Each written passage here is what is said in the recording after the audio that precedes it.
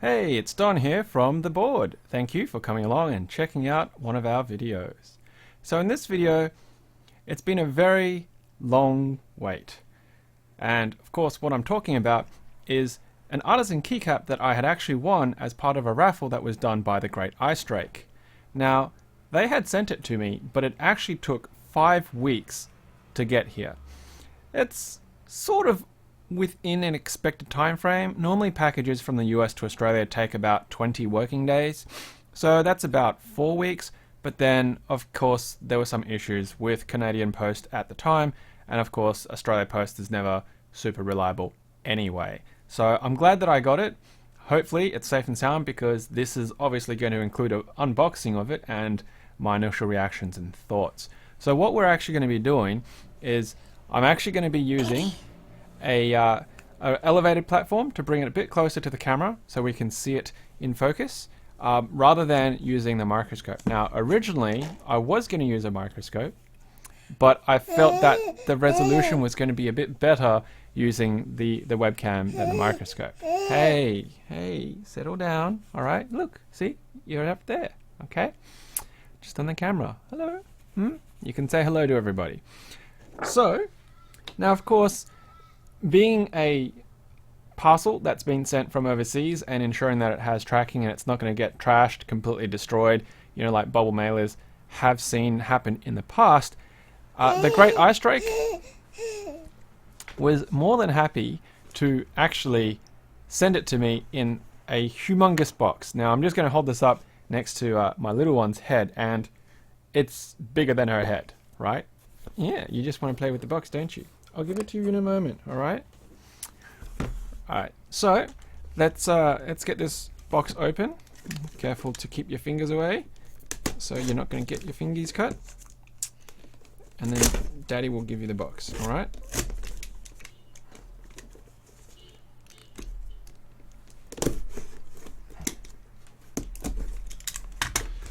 Let's see, how is this box put together? I'm not entirely completely sure, but we'll get there.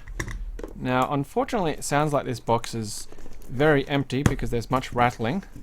I didn't want to rattle it on the camera to show you any more than it was already rattling, because obviously I didn't want to damage the cap potentially any more than it already was. So there was some bubble wrap, but unfortunately I'm not quite sure that it has helped, because the that's pretty cool. It was protected anyway, so there it is. It has a little canister to protect it, which is pretty nifty, and it comes with the authentic Hunger Work Studio authenticity card. So now I have actually never seen one of these, because I haven't had a cap from Hunger Work Studios since they started doing these authenticity caps. So why don't we have an opportunity and have a look at... Oh, yes, here, you can have some bubble wrap if you want it. No? Okay, you just want to look at the cards. So this is pretty cool. Now, Binge has of course personally signed every one of these cards, and we can see that it is a Solar Snowcone is the colorway, and it's the Otterophile. It's been ring punched, and yeah, it's actually got some sort of Polaroid type pictures, which is pretty nifty. And oh, look at that, adorable little pup face as well. And it was entered into the Hunger Work Studio database on the 4th of December 2016, which is pretty cool. There you go, instant Fujifilm pictures. Wow. So certainly if you get a keycap from Hunger Work Studios and it doesn't actually come with one of these, then you do have the risk that it might be potentially a fake. Now I believe that at least for some of the series, the actual ink, the pigment, has also got like thermochromatics or UV sensitive. So, and Binge apparently has a record of what series was done in what ink, so you can even check the authenticity of the authenticity cards. It sounds a little bit extreme, but for the level of artisans that Binge produces at Hunger Work Studios, I feel that level of protection and authenticity is well worth it. Hey, what are you doing? That's mine. Oh, she's giving it a shake. Hey, oh, no, no. It's Daddy's. You gonna get upset? You gonna get upset? You want some bubble wrap? Alright, you can have the bubble wrap. So, let's check this out. Now, this is, of course, the first time I've seen this. So, hopefully... Oh. It's interesting. So I'm just having a look at it up close in person.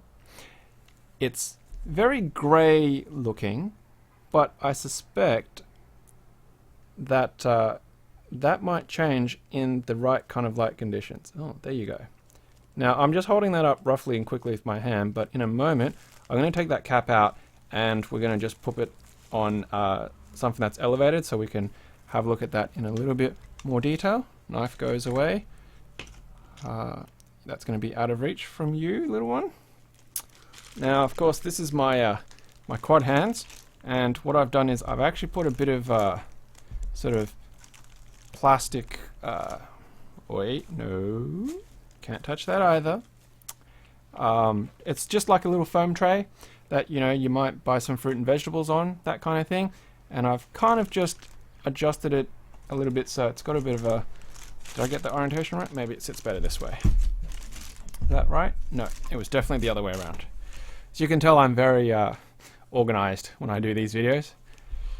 Like to be spontaneous. And here we go. So I'm just going to get that edge and let's put the cap. And look at that. Autofocus is struggling. It's not perfectly focused. I thought I'd give it a try. And there we go. Look at that. Now that's working really well. So let's check out some of these details that now I'm looking a bit funny on the actual camera screen because I've got to look underneath this little arrangement that I've got, which is pretty cool. So in terms of artistic creation, I think there's a lot of detail here, very fine detail. Now when you consider that the entire size of this cap is only approximately, what, 18 millimeters wide, okay? The actual fine lines that you can see here is certainly done with some really fine tools. The actual crucifix that you can see on the cassette tape, very clean, although it does kind of look like it was just a screwdriver that might have just been put into the sculpting medium. The actual detail as well on the cassette is because you can see, the actual holes that would have been the locking pins, the mechanism on actual cassette tapes. So I can't really gesture to it very easily, or can I? Let's see what I've got over here that I might be able to use. She's happy because she's now got a container to play with. There we go. Alright, so what I'm talking about is those squares right there. And on the end there as well, right next to the claw. That doesn't work very well, so I'm not going to try and keep that up. The nose is obviously a very translucent color, and I'm assuming that that will probably change under UV. Now, I actually don't have a UV light source at the moment, so I can't really test or show that, but I do hope that, if I do take it out into the sun, we'll be able to see something different happen with it. And the eyes also look like that kind of same translucently clearish plastic compared to the rest of it. So in terms of detail and the sculpt, I really like it. I feel that perhaps, I haven't really looked at otters very closely on their noses, but maybe the nose could have had a little bit of texture added to it rather than it being completely smooth. But if otters in real life actually have a completely smooth nose, then my bad. Now, there are, of course, more detail that we're not seeing because there is the sides of the cap.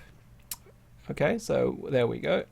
Is that going to stay up? No, probably isn't. Well, I'm not going to be able to hold that very well. And then, of course, there's also further... Whoa, I'm going to drop it. There's further detail at the front, and you'll see it actually says... well, you might not be able to see it very well, but it says 8716. And I believe that that was actually a very personal number relating to a friend of Binge, so, but I don't want to say any more about it simply because I don't want to get it wrong. But it is something that is actually a personal matter for him, in a remembrance, I believe, for a friend. And let's just check out the back of the cap as well. So hopefully the camera is going to focus. See if I can adjust the platform a little bit and try and get it into focus. I don't think the blue color on the underside is going to allow it to get a good contrast, but what we can see at least from that is it's very clean, and I can tell you just by looking at myself that it's very polished. There's definitely a shine and a gleam to it, and of course there is actually the maker's mark on the back, and you can tell that this was done using the actual synth. So in terms of overall appearance, I really like it. It's a really cool sculpt, a lot of fine detail, certainly. Now let's check out the fit. So in previous videos, when I had actually looked at the Keylusions book key, and I'd also looked at the COS No Escape keycap, I'd actually put them on a couple of switches, and then I sort of just did a fitment test on it to see if it was loose or not. And usually when you first put it straight on, you'll be able to feel it because the amount of resistance of it going down on a switch, and that feels really nice. It's smooth, it's not tight, it doesn't have sort of that catchy feeling to it like a rough slider. So just, that's on an MX green, and let's give it the old flick test.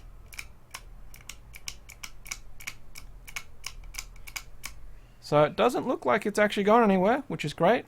And then of course we'll give it the upside down shake test. And once again, it doesn't look like it's gone anywhere. So, yep, definitely no movement at all in that. So there you go. Quick and dirty. Lovely sculpt. It's just a pity that I don't have a means of showing this in daylight for the color change, if it does have a color change. However, yeah, authenticity cards to match, and of course, Solar Snowcone Otterophile by Hunger Work Studios. Now, I do want to give a really, really, really massive shout out and thanks to the Greaticedrake for actually running this raffle, and of course, the luck of the draw that I managed to get this Artisan. It's definitely something that's going to stay in my collection because I love to collect stuff and I hoard stuff like you wouldn't believe. I'm not a seller, I'm not a flipper, so it's going to be very difficult to part with this since this is actually my first Hunger Work Studio cap ever, actually. Not just one without the card as I had earlier said, so hopefully I'll be able to expand my collection as the time goes by. So thank you very much for coming along and checking out one of our videos. If you do like this video, hit like, share it, leave a comment, give me your thoughts. And of course, if you haven't subscribed to the channel, please do. Now, at the time of recording, tomorrow, as part of the podcast, we're going to be doing the draw for our 400 subscribers on YouTube. We're actually at 433 subscribers right now, which is really fantastic. Thank you very much to everyone for your support. But do remember, at 500, 600, 700, we're also going to be giving away Movember keycaps as well. So, of course, spread the word, get them to subscribe, and we'll have more giveaways. All right, well, it's time to say goodbye. You want to wave? Are you going to say bye-bye to everyone? No? I think she's very distracted at the moment. She's just looking off to the side at Mummy. Well, thank you very much for coming along. And, as always, until next time, happy clacking.